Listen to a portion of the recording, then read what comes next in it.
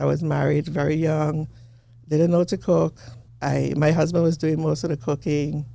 It took me like 3 years to finally learn to make a meal. He never complained. We still talk about it. And my friends always say, you got married, you didn't know to cook. You taught yourself, and look how you open a business with food. I said, yeah. Welcome to the My SGV podcast. Our mission is to capture and share the stories of the people of the San Gabriel Valley. We believe our diversity is what makes the SGV great. And no matter where you're from in the San Gabriel Valley, you will feel welcome.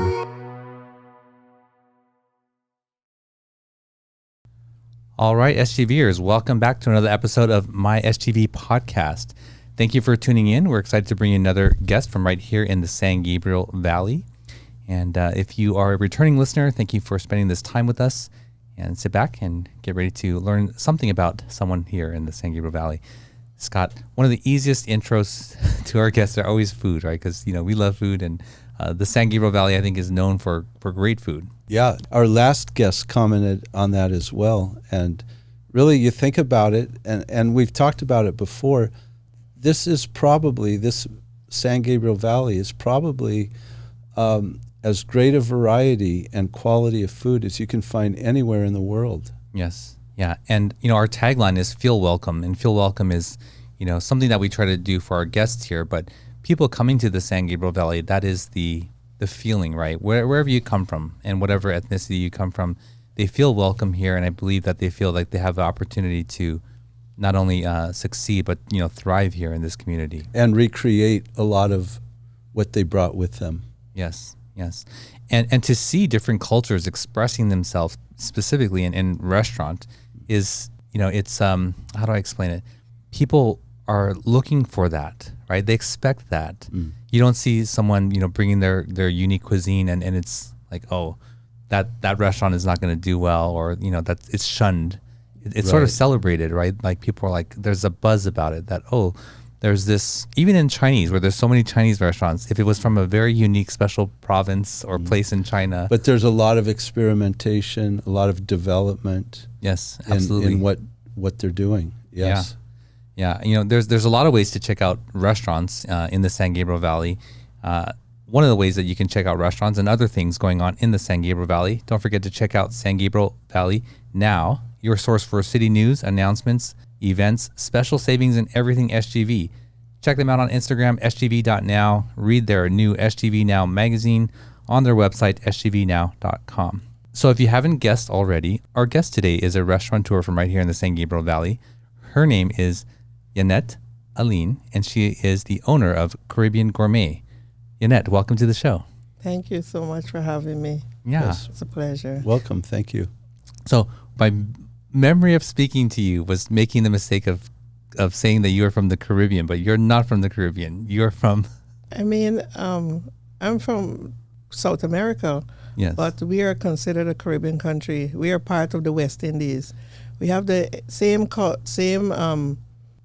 British colonial, so we're all part of one community called CARICOM, means Caribbean Community. And Guyana has the headquarters for the whole Caribbean. So we are considered Caribbean, even though we are in South America. I see. And are you familiar with Guyana, Scott? I know it's on the tip of South America, the continent. Yes. I believe there was a British and a French. There are three. There's still the French Guyana. Guyana, where I'm from, was formerly British Guyana. It's now Guyana. And then Dutch Guyana is Suriname. Oh, Suriname. So three Guyanas. Yes. Okay. What does Guyana mean? Land of many waters. Oh, okay. And it's changed. Before independence in 1966, it was spelled British Guyana, Guiana. Oh, yes. I've seen that. Yeah. And after independence, it's changed to Guyana. Yeah. Okay. And it borders... Does it border French Guyana? No. And we have Venezuela, and we have Brazil also. But so it's not separated on as Guyana and French Guyana. No, we're totally two different nations. Really? Yeah. Okay. And so, in the San Gabriel Valley, I think you are the first person from Guyana that I've met or known of. So is there a population of people coming from there to the San Gabriel Valley? Every now and again, I get people from Guyana or other Caribbean nations that live in the area, that live in San Gabriel Valley, and mostly like Alhambra, San Gabriel. And what has been surprising to me and surprising to them, they found me, because Guyana has a fairly large population of Chinese, and there's a lot of Chinese descendants who live in San Gabriel, in the city of San Gabriel. So they come in and no one would think they're from Guyana. And they would see the flag and they would scream, "Oh my God, Guyana, that's where I'm from. I'm from the city, and they speak exactly like me." And sometimes other people who are around, or even some of my team members at first, would be kind of taken aback because they didn't expect to see a family of Chinese that came from Guyana and who have the Caribbean dialect. I mean, I've met quite a few. I've met the minimum 50 Wow. living in San Gabriel, and they're from Guyana. Wow. Yeah. That would be a shock, wouldn't it, to hear them speaking with the same accent? Same accent. Yeah. I met a gentleman about 3 months ago. He's 97 years old, and he's from Guyana, and he came to San Gabriel Valley in the 1940s. He said he went back to Guyana one time since the 40s. Wow. And he went back like in the 50s. And he speaks exactly like me. He's 97 years old. He's a veteran, Chinese. No one believed it until he started to speak, and he still had his accent. And I asked him, "How do you still have that accent?" And he told me because grew up with his family who were from Guyana also, and he was so excited for the food. He was like, "Oh my God, I never would believe that in San Gabriel I would have a Guyanese restaurant, a Caribbean restaurant." It was, we took photos together. He hugged me so many times, and he's looking great for 97, Wow. Well, one of the questions we start the show is, what is your connection to the San Gabriel Valley? So you live here now, but take us back. So you grew up in Guyana. What was life like then, growing up there? Growing up in Guyana, well, I came to the United States 25 years ago, and I moved straight to Los Angeles. I live like 25 to 30 minutes from here in Los Feliz, so it's not too far for me to get to and from work. Growing up in Guyana, there were some very nice things, and then there were some things that were a little, different. I mean, first experience of remembering things in Guyana, we lived on an estate called a sugar estate. So they had the sugar plantations from back how many 100 years. And my father was a personnel manager for the estate. So the estate had a kind of a segregation kind of thing. And when I say that, like if you lived on the estate, it's like a gated community. Like people couldn't come in unless they lived on that estate. And you had to be, recruited specially from this company to live there. And the homes were huge homes, big land. You had the sugar workers, and you had the place was well kept. We had our own club. We had our own movie theater. We had our own swimming pool. It was a kind of a strange kind of setup, but that's how it was. And there were many estates, and we lived on there for a while. And then my father got recruited to work for another company far away from there called Demba, which was a Canadian company in Guyana, was mining bauxite. So this is a bauxite company. So we went to another community which had the same kind of setting. So we went to a community where most of the kids I grew up with were Canadian. So we lived in this area where I would say 95% of the people were Canadian. There were 5% of us who were local to the country. So I grew up learning history from Canada, Quebec. And I was learning about the beavers and the maple leaves and stuff, maple trees. But I'm a Guyanese kid, but I went to a school that was Canadian school.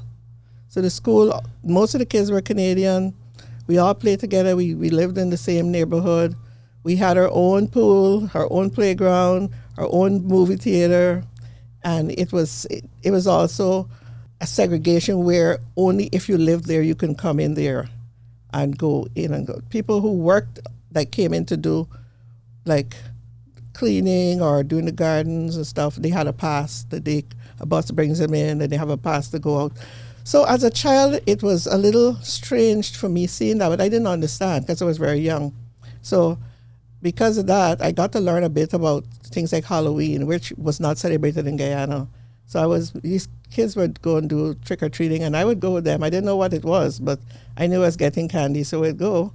So me and my siblings would go. So we had that kind of lifestyle, It was very upper-class lifestyle. And you never realize how segregated it was until you got to a certain age. And then the government decided to stop that and, take over the bauxite plant, and the Canadians left, and it became owned by the government, So as you were growing up at that time, who was the government? When I was born, it was the prime minister name was Lyndon Forbes Sampson Burnham. He was a black leader, and there was an opposition who is in power now for a while. And the head at that time was Chetty Jagan. Throughout my growing up in Guyana, and even now, it's always been a Guyanese politician running the country. And were they heavily influenced by British, or had the British gone by that time? When I was very, very, very young, the British were still there, but not much. But I never saw British money when I was growing up. That was already gone. So I only know of Guyana currency. I think, my parents knew about shillings and all of that. I don't know. I've never seen that. So I was born into the time when it was more Guyanese influence. There were still British there, but not much. Do you consider yourself a native of Guyana? Is it a black country, or?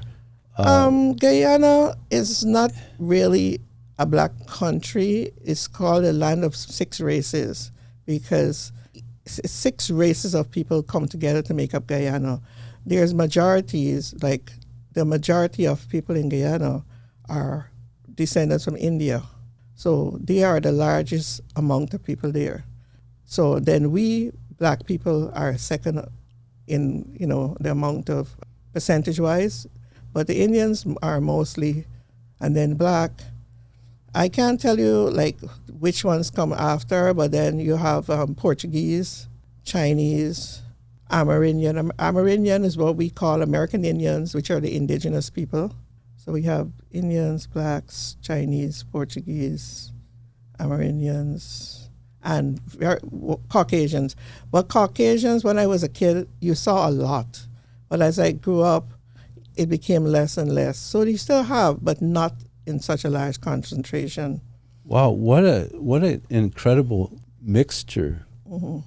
And yet you didn't mention at all what many people would think of in South America. You did say Portuguese, but no Spanish-speaking, sounds like. Not really. I mean, there are people who can speak Spanish close to the border, and they have the vaqueros, and they're native to Guyana. So really, I'm not native to Guyana because we black people were taken there as slaves, but the real natives of Guyana are the indigenous people we call Amerindians, is one word, Amerindians, which is like the American Indians here.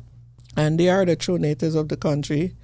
The black people were taken there as slaves, And after the rebellion and all the different things that went on, they had to abolish slavery.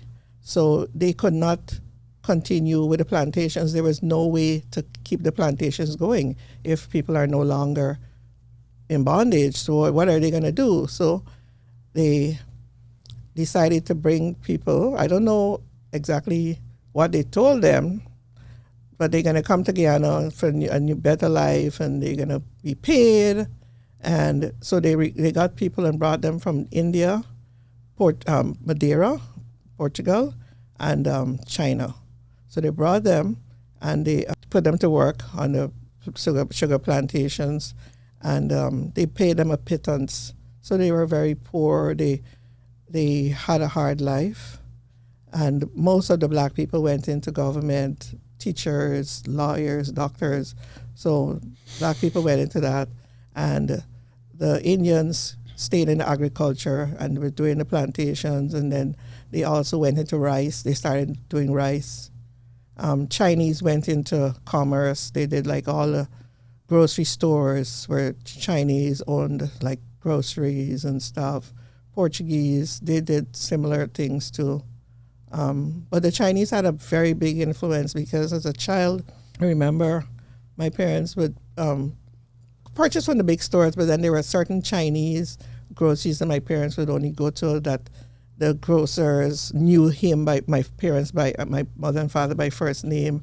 They would get a specialized treatment, but they were all from China, but they stayed in Guyana. Some went back, but a lot stayed and passed on their food. So people ask me lots of times, how come you can cook Chinese food? I said because in Guyana, and for most of the Caribbean, but in Guyana I can speak about, is that we embrace each other, we learn each other's cuisine, we celebrate our holidays together. So it's everybody do everything together. We always have that connection. So the food that came from the Africans, a Chinese person in Guyana can cook everything. They can cook Indian food. Indians can cook my food. I can cook their food. So we know each other's food. We know each other's culture. We celebrate it. And language, English was the language, or another? Yeah, language? It's English. It's English. I'm still fascinated by your description of these places where you grew up. You described them as I think you said higher end or higher class. Mm-hmm. Essentially, your father would work in the sugar cane fields. Mm-hmm. And then the family is allowed to live there also. Is that how it works? This is what it is. My father was when he was a young man, he was a high achieving academically. So there was a company in Guyana, a British company called Booker's. So they looked for young people who were going places, and they recruited them, and then they sent them overseas to study. So my father, he grew up poor in Guyana. My mother did not. My father grew up in a poor family, and he was very brilliant. So this company, Booker, is a British company, hired a lot of brilliant young minds, and then sent them overseas to study, to come back to work for that company. So my father was one who was chosen. He went overseas and studied to be an economist. He got his degree. He went back to Guyana. And when he got there, they sent him to the sugar estate, which is part of Booker's. So we go there, you call staff. Staff means the people who are in charge of the running it. So he is a personnel manager. So he is in charge of all personnel. He has a big fancy office. There's an office for all these head people. The families will enjoy a lot of perks. And, it's a gated community. It's beautiful, well kept. You have people coming in, cleaning, you have maids. So it's a lifestyle where you're treated really royally. So that's what it is. You're treated that way, your whole family. You get family allowances every year to go on trips. These are perks and a lot of luxurious things. So I grew up with that. On this estate, the one I grew up on was named La Bonne Intention, which is it's French. So there were a lot of French influence in Guyana and Dutch influence and stuff. So a lot of names in Guyana have, a lot of cities and places in Guyana have Dutch names, French names, and Spanish names because of the influence. But after that, the company, which was a Canadian company, Demba, saw my father moving up through the ranks. And he was young then. He might have been 30, 32, and recruited him to come to another city called Linden, Mackenzie at the time, to work for them and give the same kind of lifestyle, the same lifestyle. So you're a child growing up, a child of privilege. So that's how we grew up. I never knew of things being hard. I didn't understand people struggling and stuff until I became older. And then I saw, that, I mean, you kind of knew it, but it never really bothered you because you felt what you had is the norm. But when you get to like a teenage, you start to see things. You go to school, you see other kids, they don't have things, and they couldn't go on vacations like we did. We'd come to New York, and all this is paid by the company. We'd go all over the world as a family, and you realize everybody doesn't have that. So there was some kind of differences there where the haves and the have-nots, and the government stepped in and stopped that after a while, Mm-hmm. Well, I'm curious, when did you develop either an interest in cooking? Were you cooking during this time? Because in this life of luxury, I don't think that you're cooking meals. You may have meals being cooked for you. So that is a nice question because my mother, she had a very good job too with a company. She was, well educated also, and she had a great job and stuff. And she was a child. She grew up as an only child, where her parents had a business, and she had a good life. So she never really did stuff like, she was like, I don't know if she was a little spoiled, but anyway.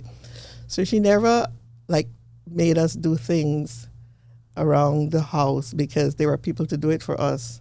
So it kind of not really good because when you get older, you can't really do things as well because you didn't learn that, So I really didn't know I never really was allowed in the kitchen. There was always people doing it for us, and so. But I always liked to watch my mom on the weekends. She never worked on the weekends, so she'd work her job and come in, and she was always well dressed, fancy. Her nails was always done. She was always like, everyone, when we have a PTA meeting, they wanted to see, I want to see what their mother's wearing today, because she was always well, dressed and fancy. So she would not cook for us during the week, but on the weekends she cooked for the family. Even though we had people to do that, she would cook, and she really did well with cooking and baking. She was an amazing baker. And I always loved to see her make cakes and stuff and pastries, and I would go into the kitchen and watch, and she would never let me touch anything. She said, no, don't touch. You don't want to do a job like this. You want a nice job in a fancy office. She always told me that because I was the only one who was interested in the cooking, and she never allowed me because she didn't want me to do it. Where did your mother grow up? She grew up she grew up in the city, Georgetown, and her parents had 2 businesses, and she had a good life. I've met people through the years that were her friends, and they talk about it.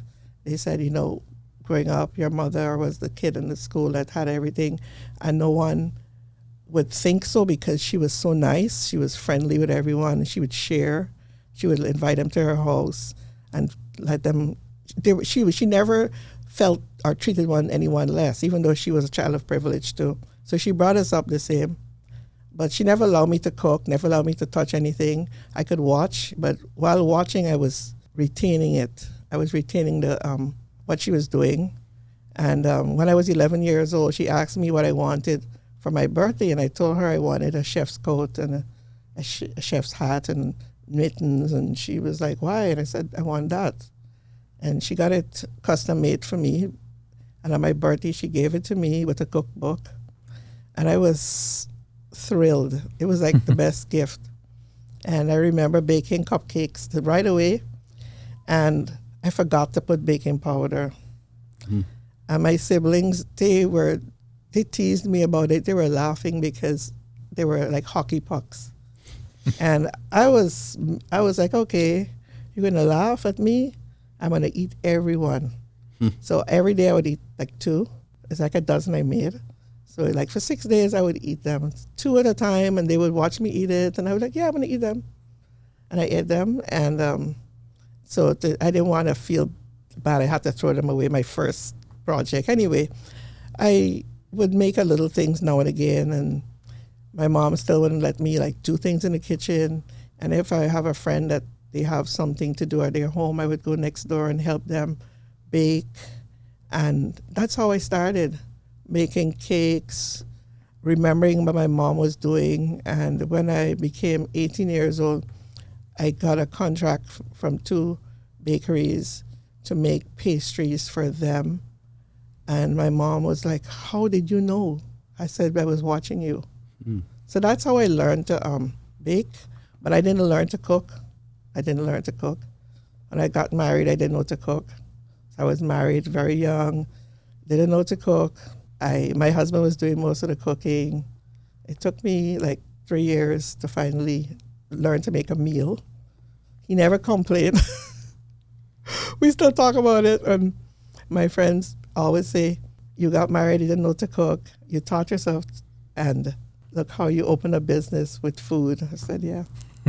Well, Yonette, we ask each guest to bring an item of significance with them. What did you bring with you today? I brought a jar. You show this camera. This jar here. And can you read it, because the listening audience? Sauce. This is a sauce, special sauce. This is like gold. It's called Guyana Pomeroon Casarip, but the real thing, it's Casarip. Casarip. You can look it up and you'll see what Casarip is, where it came from. But this sauce is used by every single household in Guyana, regardless of ethnicity or religion, because Guyana has majority of people there are Hindu. But you have Hindu, Muslims, Christians, Baha'i. There's lots of religions in Guyana. But Casarip comes from the indigenous people. This is true to Guyana because the people who make this are the indigenous people, where you call the Amerindians. And this sauce, I did a special, like every Saturday I do a special at my restaurant in San Gabriel. And last Saturday I did this dish with this sauce as a special. And you can only get this in Guyana? You have to bring it over? You could get it online. You could get it on Amazon. But it will only come from Guyana. I see. This sauce here, it's mainly used for Christmas only. Mainly Christmas. This is a dish. The dish we make with this is all meat. It's heavy on meat. People, you'd use it with pork or beef. So it's a savory sauce. Yeah. Okay. And it's made from the cassava, if you know what cassava is. Cassava is known here as yucca, and it's grown in the indigenous people's area, the bitter cassava. So what they do, they grate the cassava, extract the milk from it's a long tool called a matapi, and they put the milk, the cassava in there, and then they have 2 ends and they turn it. So the matapi might be like 6 to 8 feet long, and they turn it, and the milk is extracted and goes into a big pot, like a cauldron, and then they boil this milk. It's white, thick milk, and they boil the milk until it gets black. This milk is boiled for I don't know how many weeks or days or what, but it's a long, long process. It's not burnt. It's just black.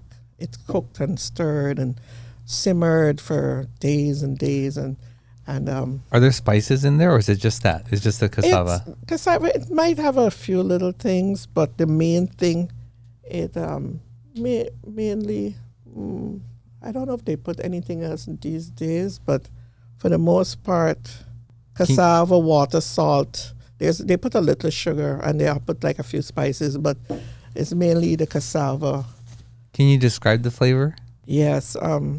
I don't eat meat. I used to eat meat a long time ago, but I don't eat meat. But I usually make a vegan pepper pot every now and again. But the pepper pot is best eaten when it's at least 24 hours old. It is a rare thing for someone to eat pepper pot that's cooked the same day. You have to cook it at least a day or two prior to get the real flavor. It has to sit and meld. The flavor is rich. We add a lot of onions, lots of onions and garlic, and we have to put sticks of cinnamon in it and cloves. So it's all these different spices, and it's cooking. So you have it cooking all day. We use different kinds of meat. Like I would use short rib, oxtail. I would use sinews. I also would use what we call the beef feet. We call it cow heel or cow foot, which is I don't know if you know what that is. From the beef and the foot of the cow, and that gives the pepper pot dish a slight stickiness because there's a lot of gelatinous material. And it's cooked. And what you do, you try to cook the meats separately because some meats will cook faster. And then after you get them to a certain amount, then you put everything together and you put all this casrip and it's a long process. But when you eat this, you're like, wow. Okay. Awesome. It sounds good. Well, Yonette, let's move on with your story. And so when did you said 25 years ago you came to the San Gabriel Valley. Were you married then when you came? Did you get married here? No, I got married in Guyana. Okay. And you came over with your husband? My husband and 3 children. Oh. Yeah. Okay. And you didn't... I got 1 child here. You didn't open up a restaurant right away, or did you? No. After the 3 years of learning how to cook? Oh, no. I had a business in Guyana, catering business. Oh, okay. Mainly weddings. Oh, so you learned how to cook married in Guyana. Okay, got it. And so what did you do here when you first arrived? When I first arrived, it was kind of a little difficult to get a job, but I think it took 9 months. And my kids were young. My son was just 1 year old. My other 2 daughters were, they were all elementary school kids. So I had a 1-year-old to take care of. So I was looking for work, but I couldn't look as actively because of the children. And it took 9 months to get a job, and I got a job at Pavilions as a cake decorator because I always know to do cakes. And I got hired, right on the interview, they hired me right away. And I worked there for, I think, 9 years. So I think the first 9 months, I worked in different stores, and then I got promoted to be the bakery manager, and I, trained the bakers, cake decorators, donut fryers. So it was, teaching people, learning from them, everybody learning from each other, and I was a bakery manager there for like 9 years, and then I left and I went to another job doing the same kind of work for like 4 or 5 years, and then I took some time to be home with my kids for a bit. When I was going to go back out to work, I wanted to have a little more control of my time. So I decided to open up a business. I always wanted to do one in America because I had a business in Guyana. And I didn't really have a lot of money to do it. So I looked for the easiest way to start at a farmer's market because the overheads are less. And I started at a farmer's market, and I think I started with 2 immediately, and then I picked up a 3rd one. And then after a year, I dropped 1 and kept 2. Which ones were you at? The first one I had was one in Hollywood at Barnsdall. That one closed shortly, within a year of us being there. Barnsdall, we were there, and then we had one in Echo Park. And then we had one in Crenshaw, and then we had one in Atwater Village. And we kept Atwater Village and Crenshaw for 7 years. Oh, 7 years. Mm-hmm. Is it weekly? Once a week? Friday and Saturdays were our markets. Wow. Okay. And so you're bringing all your cooking stuff and you're cooking there, or you already bring it pre-cooked? I cooked in an incubator kitchen. Okay. And took everything, and I had stoves and ovens, and then I had a steam table. You take the food hot and just put it in the steam table and keep it and serve the food, heat up the pastries, the drinks. We would make the drinks, take it there. So we did that for 7 years, toiling in the heat and the sun and the rain but we don't get too much rain, so that was a good part.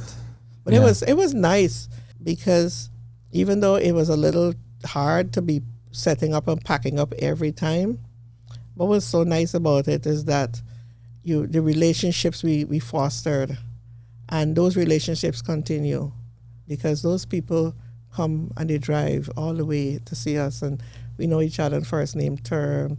People text me, they have my number.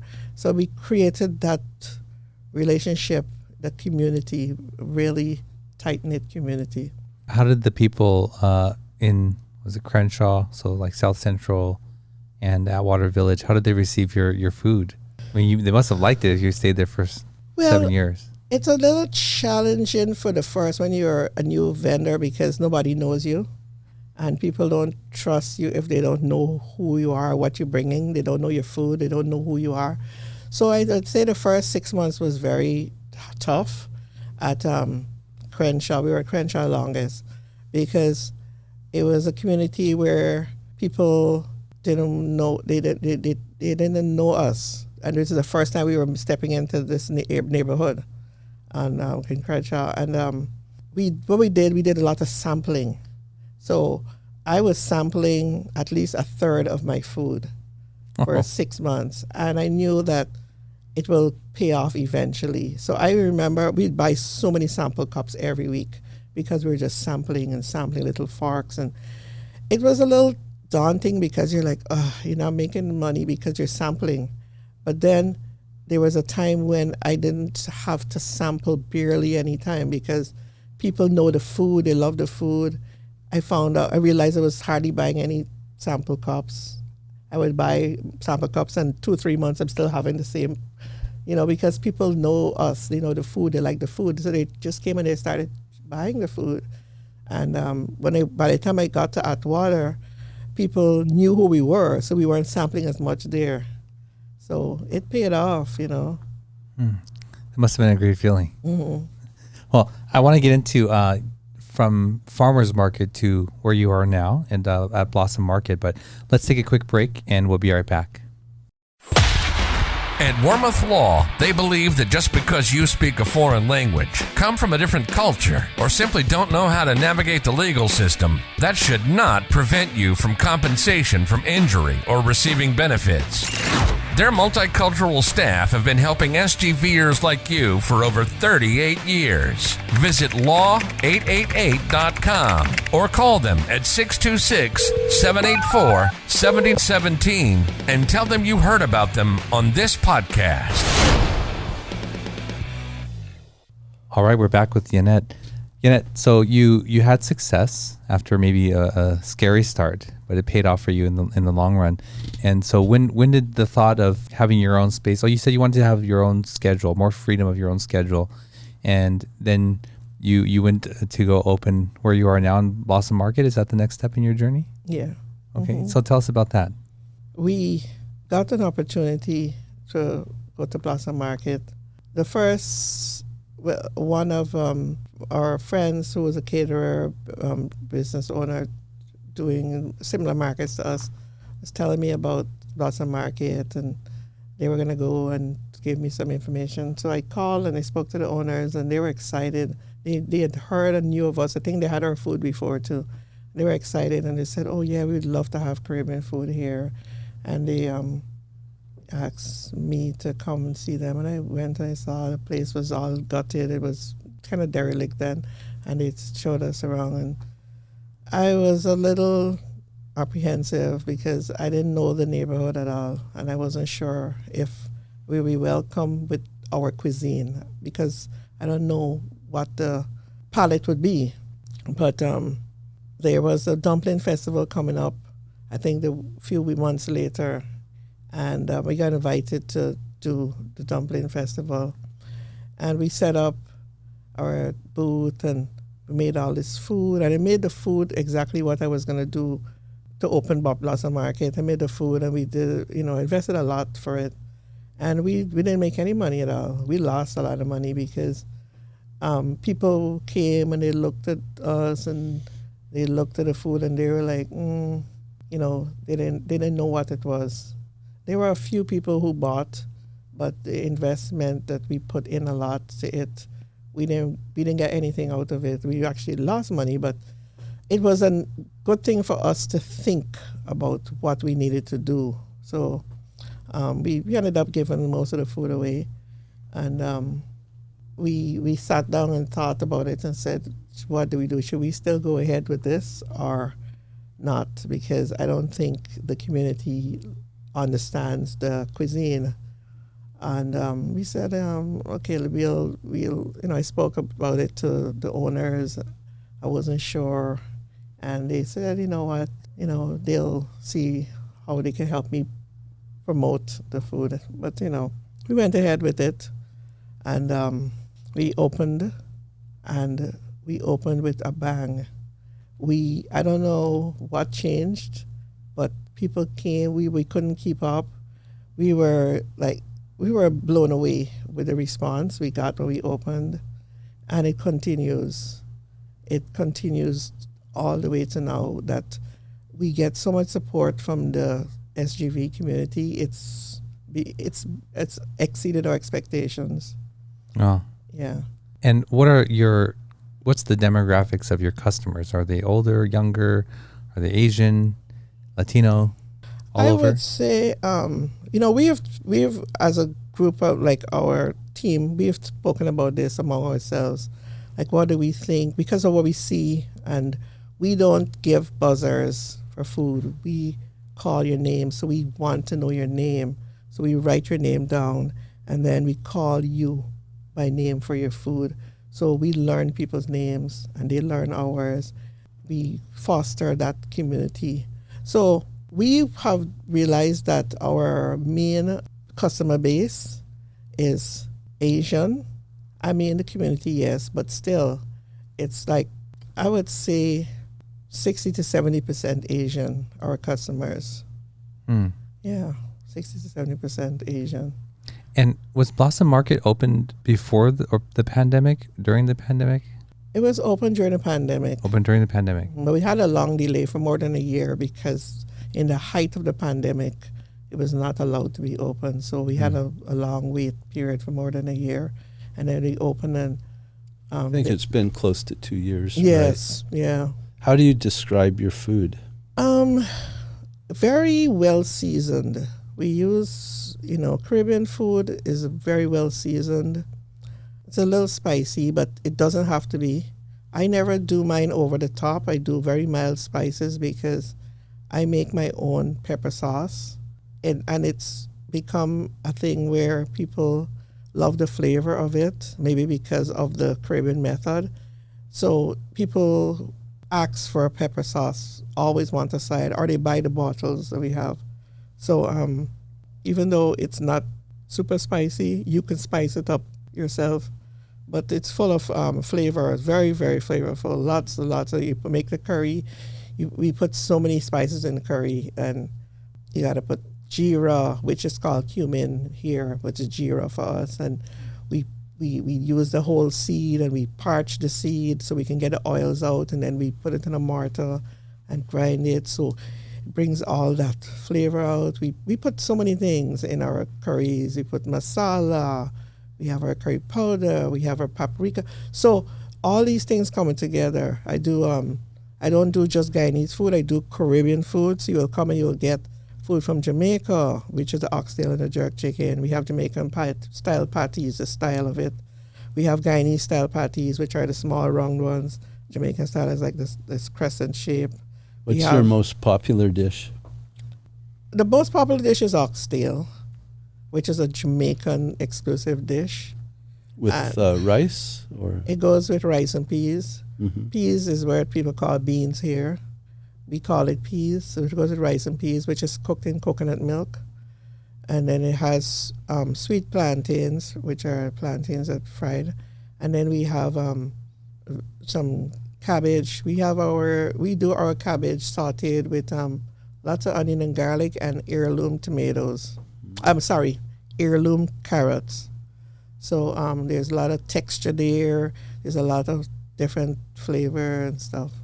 I think I remember seeing a case with like pastries. in there. Is that, you guys also do pastries? Yeah. Okay. What kind of pastries are you doing? Savory or sweet? I do both. I do pastries that you would find in almost every Caribbean nation. And then there are two that are exclusive to Guyana, which are pine tarts, which is made with pineapple filling that I make a jam filling for that. And cheese rolls, which is a long pastry made with a cheese paste, which is like I use a extra sharp white cheddar and you put some pepper and mustard and stuff in there. And that's savory. Those two are exclusive to Guyana. Sometimes I do another one called Solara, which is exclusive to Guyana. Then I do cassava pone, which is made with the yucca root and coconuts and stuff. You find that most Caribbean nations know about that. I do black currant roll, which is mostly known in Trinidad and Barbados and a few other nations. I do during certain Chinese celebrations, I do a Chinese pastry made with the bean filling, which is sweet. You see them in the Chinese pastry stores, a little round pastry. It's kind of very flaky dough, and it has a bean paste filling. I do that one too. Sometimes I do other pastries that people might request, like say, can I order this for a party? It may not be one I carry regularly, but I'll make it for them. So we do different, and all our pastries are handmade. I do all the pastry dough. It's a little hard to do a lot of that. I also do homemade bread, and that's made by hand, and it's braided. We call it plat bread. Plat means we're braiding. It must be nice now to have a kitchen to work out of instead of, I'm sorry, you used to work in a kitchen but bring it to the farmer's market, but have your kitchen on site, right? So nice. Such a relief, such a blessing, thank God, because we don't have to pack up and take things to somewhere to wash now. Everything is done there, and you just clean and leave for the night, Sure, yeah. Well, wonderful.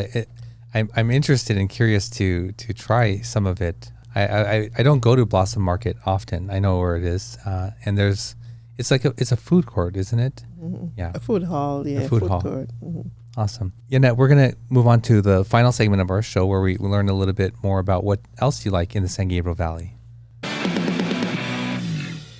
We want to know about your 3 favorite or most memorable places or things you've done here. 3 very important, sites for you. One thing I like and my family like is the little, well, I don't know if to say little, the ice cream place, Fosselman's. Oh, yeah. Yeah. That old-fashioned kind of place, that kind of homey. It's just something about it, Yeah, That's it's very nice. Mm-hmm. But I think some people may think that Blossom Market now is becoming something like that too, a sort of it can become a tradition for families to go to. But Fosselman's is definitely a go-to place, isn't it? Mm-hmm. I might be biased in saying this, but I love Blossom Market because it gives that sense of community, the sense of togetherness. And I've learned a lot coming here because I realize Asians as a whole love to come together with food. And I see that a lot. So they come in groups or they come as families and sit and eat. And it has this togetherness and this warmth, and they commune like that. And I love seeing that. And I love when people come and give me feedback about what they had. And they would say, oh my gosh, I had the chicken curry and I loved it. Next time I'm getting the oxtail. They always have what they're going to get next, and they come back. I remember them because most times, I remember most people, not everyone, but sometimes I would ask them their name, and then if they're, we had a really good connection, I can look at the face and make the name stick, and then when they come back and I greet them, and they're like, you remember my name? And I'm like, yeah, I remember you had this, and they're like, oh my God.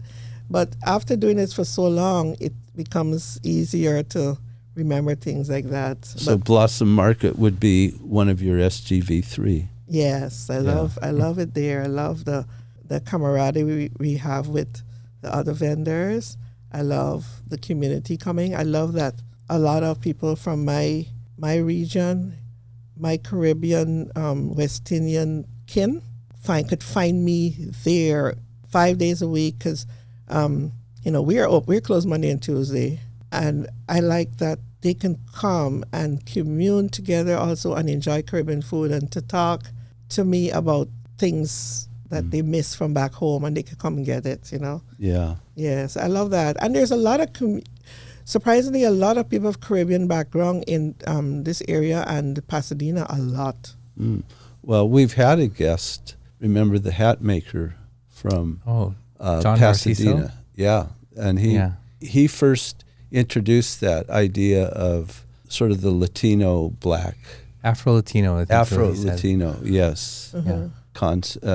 Idea, which I had never heard before, but similar to what you're saying. Yeah, we have a lot of Afro-Latinos coming too.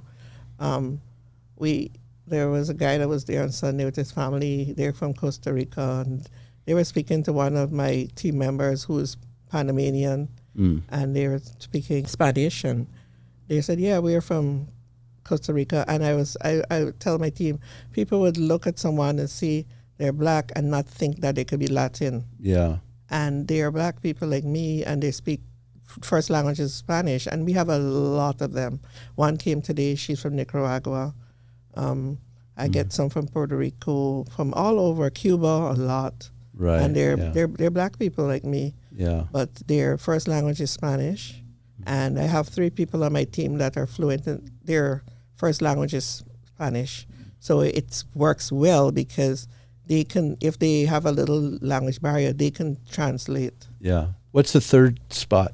Kind of toss up between many others in SGV. I don't know if it's like stepping a little more going west, but I like the Arboretum. Oh, I love the Arboretum. Yeah, definitely. The Huntington Gardens, I love there. Yes. Mm-hmm. Yeah, both of those are very popular. I love that. I've been there a few times.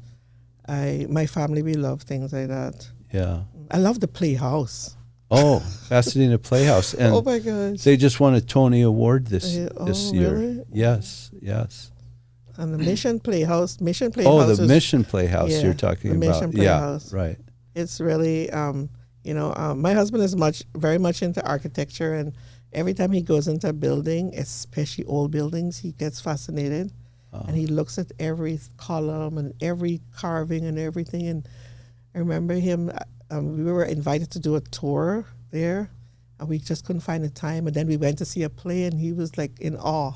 Yeah. So, we love it. Yeah, well, the Blossom Market is right next to the Playhouse there, right? Yeah. Well, Yonette, thank you so much for coming on the show and sharing your story with us and talking to us about your food. If people want to come check out your restaurant, how can they come do that? And come say hi to you. Well, we're open Wednesday through Sunday. The Blossom Market is closed on Monday for everyone. Everyone is off. We work that day, though. We are the only ones mainly when they're working because our food takes a lot of preparation, so we always have to be ahead because our meats are especially seasoned and cleaned, So we work on Monday, but it's closed. We take Tuesday off. So Tuesday is the day that we don't work. So we're open Wednesday, Thursday from 11 a.m. to 8 p.m. And then Friday and Saturday, 11 a.m. to 9 p.m. And then Sunday, 11 to 8. So 2 days, 11 to 9, which are Friday and Saturday. But Wednesday, Thursday, and Sunday, 11 to 8. And you can order, we have a website, but we don't take online orders right now, but we do a lot of catering, and we get a lot of catering through there. And then you can also do phone orders, and you can call us at 626-770-4004. And you also have an Instagram account, is that right? Yes, Caribbean Gourmet, Caribbean Gourmet, GOURMET. You'll see my photo there with my white chef's coat, so you'll know that's the one. Awesome. And for those of you who may not know, Blossom Market Hall is in the Mission District in the city of San Gabriel, 264 South Mission Drive, San Gabriel, 91776. Yes. Mission Drive, not Mission Road, because Mission Drive, both. Yeah. Next to the Mission Playhouse. Well, Yonette, thank you again for coming on the show and sharing your story with us. I'm interested to know what Thank you what for that your tastes time. like. Thank you for your time. Thank you. It's an honor for me to be here. Thank you for having me. Yeah, thank you. Thank you, Victor. Thank you so much, Russell. Thank you. And Scott. Thank you. Well, there you go, SGVers. There's another guest from right here in the SGV. Go check them out. Caribbean Gourmet in Blossom Market Hall in the city of San Gabriel. Well, we hope you enjoyed this time. Don't forget, if you like this kind of content, to like, share, and subscribe. And until next week, we'll see you then. Thank you for joining us on the My SGV podcast. Check out more of our content on our website, mysgv.net. This show was produced by Russell Mono and edited by Victoria Allers of Kind Monster Productions. If you'd like to join us next week as we capture and share more stories from our diverse community, feel welcome. Nice matter. No, kind matter.